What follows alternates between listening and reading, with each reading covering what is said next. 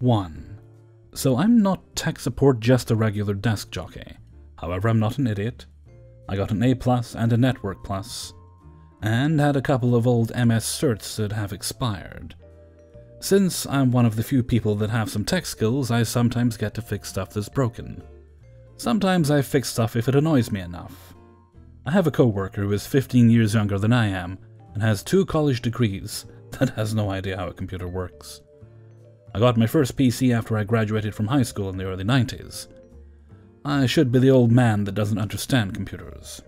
Well, we're all working from home and doing our duties. I get to be backup for those duties. Simple things that are less than one person's job but easy to do. Plus, somebody has to do these type of things while people take PTO. Backup duties get handed out. Several of us cover for each other. Today my coworker asks me to cover for her on the big client. She's had PC issues. A lot of PC issues. Her friend is coming over at lunch to figure them out. One of them is easy to diagnose. Bad inverter cable or bad inverter board itself. Her friend is coming over to figure out why it flickers and why it runs so slowly. She asks me to run the big client today, no problem. Make some support tickets if any show up, check on the current support tickets, and keep the big client informed. Keep the big client happy. So I check my folders in Outlook, and download yesterday's Excel workbook. The workbook is the daily report that we sent to them. Sure, it's simple, but it works. Then I open the workbook. It takes 4 minutes and a gigabyte of RAM. I have no idea why. I keep poking around trying to figure out if it's infected, if it's running some weird formula, some crazy reference. I don't really know Excel as well as I should. I complained to her about the workbook in Teams. By this time, her friend has showed up. She's going to lunch to get her PC inspected, and I start working on this stupid Excel workbook. She comes back from lunch, she's getting a new screen, and we remove some bloatware. I ask, "Did you use these tables?" "What's a table?" This workbook has 7 total sheets, 2 for current issues, and the rest are past 5 months. All months before that have been moved to a second workbook. Of course, both of them combined are too large to email, so they have to be zipped up and sent every day. I look at the sheets and each of them has a table maxed out, about 65,000 rows, and the columns go to triple letters. I message the boss about this workbook. He says, "Actually, that's probably just the one that I made for her. She's probably still using the same one." He clearly just clicked the upper left corner and tabled the whole stupid thing. So I go to the last 2 sheets and untable them. The file gets bigger. As I untable the 3rd sheet, Excel freezes. I watch in Task Manager as it slowly climbs up to 2.5 gigabytes of RAM. My fan sounds louder than I've ever heard it. Force reboot. Tables are pretty good at sorting formatting according to the Googles. Having infinite formatting without tables is quite hard in Excel, I guess. That also explains why the file got larger. It explains why it was worse even though I was saving it in between edits. At that point, a friend of mine comes up with the simplest solution. Make a new workbook and copy-paste the data over. I'd been wrestling with this thing for hours. I'm an idiot for trying so hard. I do it just to see advised. I format the cells to 500 rows and about 100 columns and freeze the top row. Whole thing takes about an hour while doing my regular work. At most, this thing was 166 rows of data. This thing is so sloppy that I realize there are actually about 200 worthless columns hidden in the middle of it. In the end, she's excited that I kept her easy-to-read formatting and added back the old months. Even with the added 5 months of data, I reduced the size of the workbook from 91 megabytes to 818 kilobytes. I should know better than this. When trying to fix a problem, it really can boil down to one simple Excel workbook screwing up the whole PC. Even the smallest glitch can kill the whole system if it grows big enough and carries on long enough. 2. When 2 old folks come into a wireless retail store, you already know it's gonna be hell. I work at a wireless retail store. Yesterday I had this woman in her 60s come in with her husband who had lost his phone. They didn't want to do an insurance claim and just wanted to upgrade. I told them even if they'd got a new phone, there was no way for us to transfer the data from the old phone to the new phone since they didn't have the old one on them. Immediately, they started throwing questions at me, specifically if I was in training. I have only been there 4 months, and don't have tons of experience, so I'm still getting used to the sales part. But I know how to do the job and understand the basics of our systems. I responded and told her no. From start to finish, she questioned everything I did and said, bothering my coworker every few minutes even though he was clearly busy helping some other customers. Because he knows how to do it. At the beginning, she told me she didn't know much about phones, and then, as we went on, she started telling me I didn't know what I was doing, that I had to do such and such first, and made negative comments about literally everything. She made it clear she was worried about her husband not being able to keep his number. I told her not to worry, and that it wouldn't be a problem. I went and got out the new SIM card and began to update it, but our system was moving slow. It was just taking forever to load. While waiting for it to pick up, her husband asked me what he would need to do in order to make his old device inaccessible in case it was stolen. I explained he'd have to call customer care, explain it to them, and request they block the IMEI. Device blocking isn't something we can do in our end per company policy. Immediately, his wife chimed in. Yes, you can. They did it for us last time. She turned to my coworker and immediately lost her shit. Sir, can you come over here and help her, since you know what you're doing? Last time we were able to transfer the number and didn't have to call any numbers. Like we weren't even talking about that.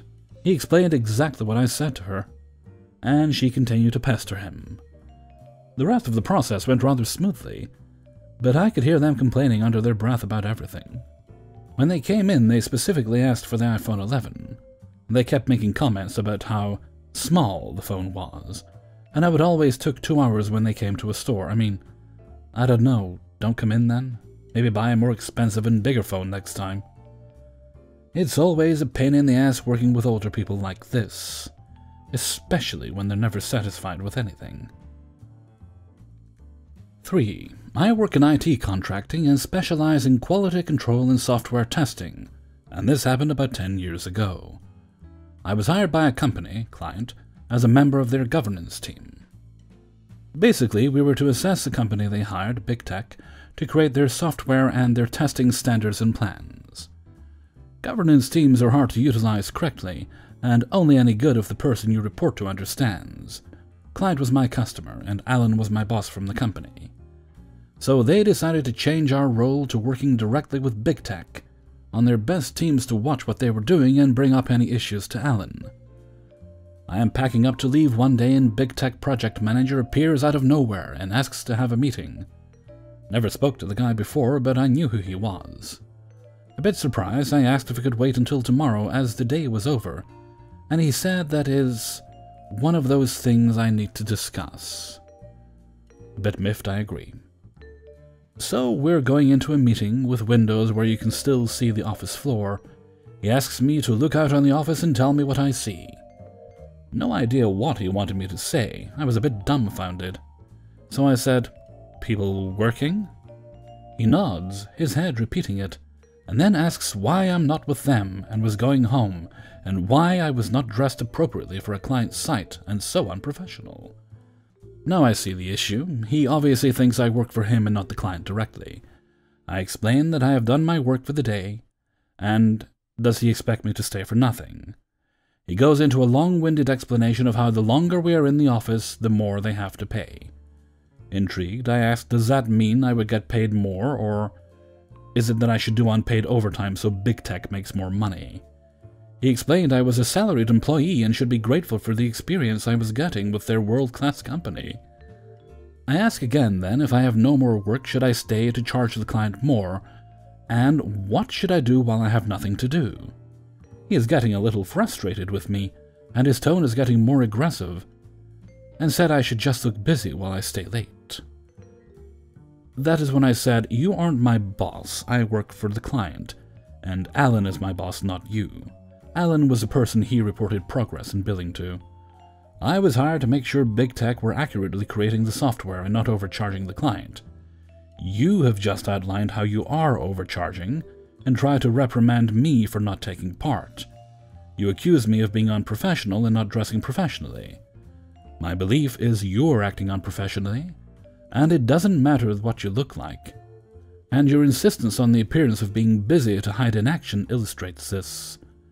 You also appear to be taking advantage of your employees, and importantly, you do not know who does and doesn't work for you. He freaked out completely and started asking if we could keep this among ourselves, and that if I badmouthed the company, I would affect my chances of getting work in future as they're so big. I explained it would not be very professional of me, and that I would be accurately reporting on what was said.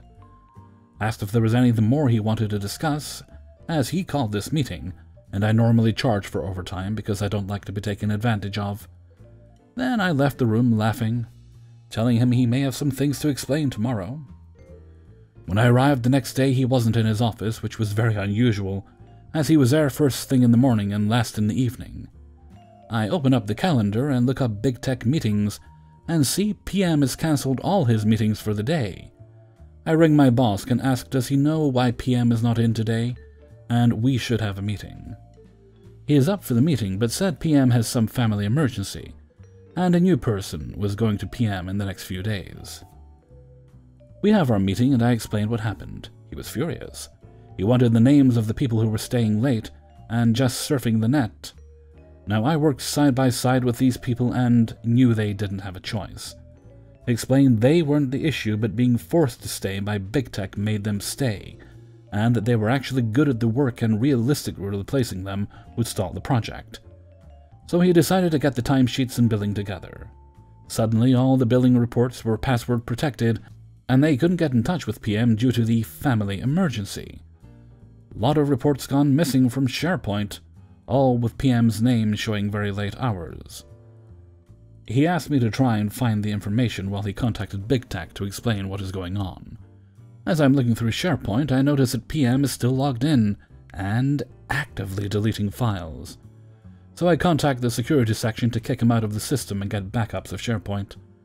Go to my boss's office, and he is on the phone to Big Tech, and he puts it on speakerphone and tells me that I am on the call. He explains that Big Tech can't contact PM due to the family issue, so I point out he was just on our network deleting files 20 minutes ago. Silence is deafening from the other end. Tell them the files deleted and password protected now are all being restored, and we would have them in a couple of hours. More silence. My boss then says they're concerned about the content of these files, and why is PM logging on their servers deleting files? More silence. I could go into the whole thing, but basically piles of documentation proving overcharging. The PM had been too stupid to understand the client's SharePoint was not his Big Tech's SharePoint because, you know, they have the same name. He was not having a family emergency. Shocker, right?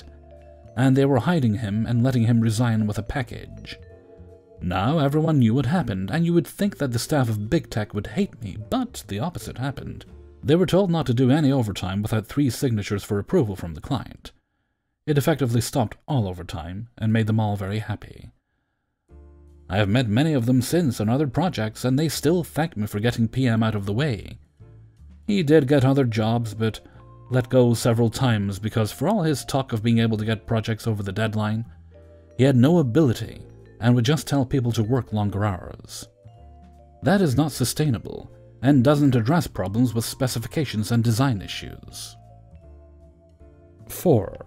Some quick background. I work as a network engineer for a company that manufactures and sells audio-visual equipment. We have multiple offices around the world, but this story involves only 2. Our corporate headquarters, HQ, and our primary manufacturing plant, MP, which are roughly 2 miles apart from each other. At the MP, our line workers are using handheld PDAs to update and track inventory from a server located at the HQ. These PDAs use a specialized wireless network with strict policy to allow them to communicate to only this inventory server. Originally, there was a dedicated fiber link between HQ and MP, but at the beginning of this year we switched all our offices to an SD-WAN solution, and the fiber link was taken down. This setup has worked great for about 6 months, and another 10 years prior on the dedicated fiber path. In the 3rd week of August, the line workers started complaining about a lag on a subset of the PDAs. They complained that it would take roughly 30 seconds for a scan to pull the information from the server, when previously it was near instantaneous. After some digging, we found out that so long as the PDA kept being used, then scans would be perfect. But after sitting idle for a few minutes, the lag would reintroduce for the next scan. Even more frustrating was that only some of the PDAs were impacted. We used two kinds, Zebra and Android. The Android PDAs worked flawlessly, and the lag was only noticed on the Zebra scanners. We opened a case with the vendor of the server, thus started the blame game. The server team blamed the network team blamed the application team blamed the server, and round we went for 2 months. At multiple points during the troubleshooting, we ran packet captures to watch the traffic. I found that the traffic from the Zebra PDAs were traversing the network and talking to the server on port 7654. The server responds normally. After 2 minutes of inactivity, the server sends a session close request to the PDA, which it never receives acknowledgement of. If a user tries another scan after that time, the PDA reuses the same source port, but the server neglects to respond, as it has already shut that connection down. After 30 seconds, the PDA gives up and retries from a new source port, which then works. We also found that the Android PDAs exhibited the same traffic behavior but on port 80, and with no lack of response to the session close request. So now that we knew the source of the lag, but not its cause, we had sufficient ammunition to take to the application administrators and ask what they changed to break only the Zebra PDAs. Application team said nothing and blamed the server team. Server team said, yes, we patched the server a few days prior to the first report, but it's not that, and it must be the network. Network team said, if it was the network, then the other applications would be impacted, not just this one type of scanner, so it must be the application. And again, we start the blame game for another month. Eventually, in mid-October, my boss is upset and frustrated. I don't care what the cause is, I just want it fixed. I've lost 190 man-hours to this issue already. We schedule a call between all 3 teams with executives present in an effort to finalize a plan to fix the problem. During this call, it is decided that we will clone the server with the previous updates prior to the issue. We will watch all traffic again and see if the issue persists. If it does, then we definitely know it's not the server, and in that case we will take the $5,000 hit to migrate the server to MP. Clone the VM, run the tests, lag is still present. My boss is upset, since this amounts to a huge financial hit during a time when we're trying to save money. I decide to pore through the packet captures taken. I quickly stumble over something that all of the previous captures did not have. It's a lot of information that, unless you're actually in the industry, wouldn't really understand. But long story short, there's a random layer 3 switch in our old core, telling the server that traffic is sent timed out. Traffic should not be going in that direction, not since we took down that fiber link. The thing is, that fiber link is still technically in place, just in a disabled state, and it lives in the old core. We merely disabled the ports and the routes in case we needed to quickly roll back to it. We never had to roll back though, and with the COVID pandemic, we sort of forgot to clean it all up. In the second week of August, I did a major firmware update of our HQ firewall. This firmware update re-enabled a single specific route that was in place for the dedicated wireless network for the PDA scanners, designed to route that traffic not through our SD-WAN but through the fiber link in our old core. So I delete the route and magically the lag goes away. The Zebra PDAs now actually see and respond to the session close requests like they should. What is baffling to me, and why I think this makes a good story, is how a static route for a 24-hour network will only break a specific subset of devices in that network, and only a specific type of traffic for those devices. Meanwhile, the server team still won't shut up about how they were right. First time for everything, I suppose. 5. I'm a glorified tech support for a multi-billion-dollar system run by the government. For simple issues, they call my cell phone after hours, but for more in-depth questions, I can contact the next tier of support to figure things out. Usually I get a few calls a week that last anywhere between 5 minutes to an hour, but on the whole nothing serious. One day I get home from the office, I get a call from one of the guys on Skeleton Crew. We got a problem with the graph that's showing redacted, and is giving us some trouble. Any ideas? After about 30 seconds, it's obvious that there was a bad data point that was throwing off the auto-generated limits of the graph. A simple fix. It should be noted at this time that usually the guys running the system are trained to know how to fix this stuff, but if they're new to the job, like in this case, they're afraid of breaking anything, so at the first sign of a problem they call us for hand-holding. I'm not against this policy, but if I get calls from the same person after a few months, I start to take notice. The person in question had been there for a few weeks, so he didn't know for sure what to do, so I helped him. It's easy, just exclude the bad data point, and we'll be on track. I'll stay on the line as you do it. Understood. 3 minutes go by in silence, then I hear the words I did not expect to hear. It's still going on. Are you sure this is the right fix? It was for the last 5 times I did it. Walk me through what you did. He tells me what he did, and it all sounds correct until the last step. Then I got all the points outside the normal range and excluded them. Wait, all the points? I thought it was just one. How many are there? 20,000. What? I excluded 20,000 points. I don't see the graph anymore.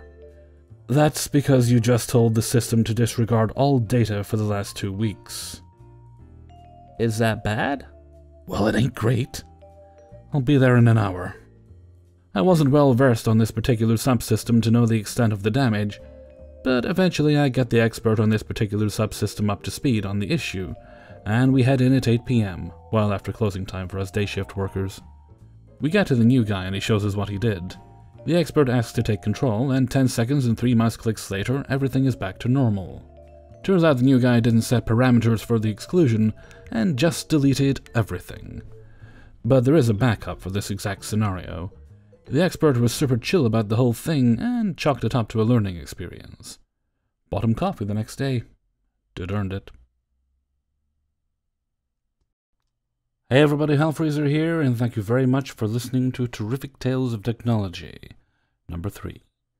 And thank you very much to everybody who allowed me to use their stories in this video. Well, as I record this, it's actually the 5th of November, so you've got your expected sounds of fireworks, which have been going on for well over a week, and annoyingly, I know right now, as I sit here making this, it's gonna go on until right after New Year. Not even the current world situation could make them control the firework lust. Maybe that's not the right word for it. Well, maybe it is the right word for it. Who knows? Anyway. There they go again, yes. Okay, with that, I'm gonna head off for now. So until next time, thank you very much for listening, and take very good care of yourself.